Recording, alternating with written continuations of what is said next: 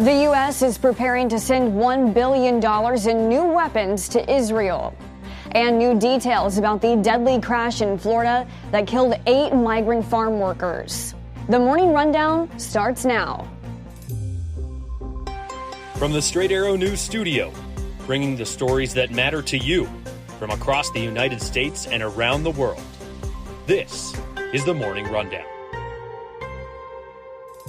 Today is Wednesday, May 15th. Thank you for joining us. I'm Kara Rucker.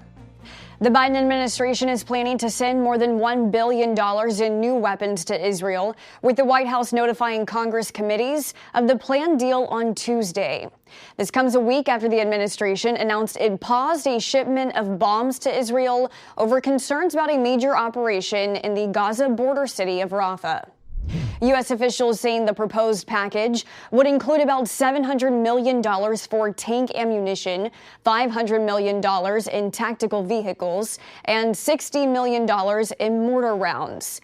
This package is separate from the foreign aid bill passed by Congress and signed by President Biden last month.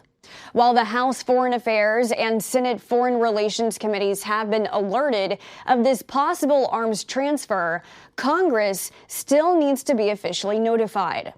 Despite the U.S. pausing a shipment of 2,000-pound bombs to Israel, the administration says the U.S. is continuing to support Israel's right to defend itself against threats in the region. National Security Advisor Jake Sullivan delivering that message to reporters during a press briefing earlier this week. The United States has sent a massive amount of military assistance to Israel to defend itself against all threats, including Hamas, Hezbollah, and Iran and its other proxies. We are continuing to send military assistance, and we will ensure that Israel receives the full amount provided in the supplemental. We have paused the shipment of 2,000-pound bombs because we do not believe they should be dropped in densely populated cities. We are talking to the Israeli government about this. In his comments, Sullivan added the president's commitment to Israel is ironclad. Adding ironclad doesn't mean you always agree on everything. It is not clear yet when the weapons in this proposed package would reach Israel. Donald Trump's legal team began its cross-examination of Michael Cohen during day 17 of the former president's criminal trial in New York on Tuesday. The defense arguing Cohen has been making money off of Trump's name after Cohen released 2 books, which earned him at least $3.4 million. Trump's one-time lawyer was asked if he was, quote, obsessed with the former president. Cohen saying, quote, I don't know that I would characterize it as obsessed. I admired him tremendously. Cohen was then asked about positive comments he has made about Trump in the past. Cohen responding, quote, at the time I was knee-deep into the cult of Donald Trump. Trump's lawyer asking Cohen if he wants to see Trump convicted in this case. Cohen responded, sure. Prosecutors have indicated Cohen is their last witness as they try to prove Donald Trump falsified business records. Trump has pleaded not guilty to all charges. Trump's legal team says it plans to conclude cross-examination on Thursday when the trial resumes.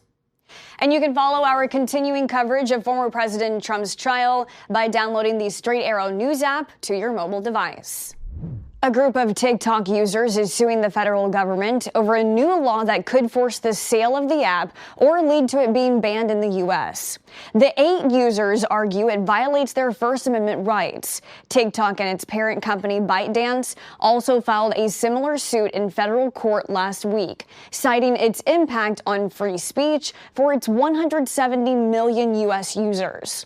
The law was part of Congress's foreign aid package and requires ByteDance to sell its TikTok stake within 9 months. Failure to comply risks cutting off TikTok from mobile app stores.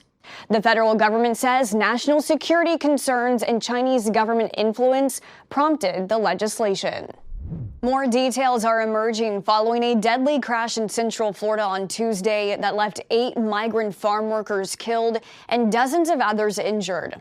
Police saying 41-year-old Brian Howard crashed his pickup truck into the bus carrying 53 workers. Howard was arrested and charged with 8 counts of DUI manslaughter. Around 40 others suffered injuries, with 8 listed in critical condition. Howard was also injured in the crash. The workers were reportedly from Mexico with permits to work in Florida. The bus was headed to a watermelon farm in the area. The Justice Department has found that Boeing violated a settlement that allowed the company to avoid criminal prosecution following 2 deadly crashes involving its 737 MAX aircraft in 2018 and 2019. According to the DOJ, Boeing has failed to implement changes to prevent violations of federal anti-fraud laws, a condition of the 2021 settlement. The department says this means that Boeing could face prosecution for any federal criminal violation known to the United States.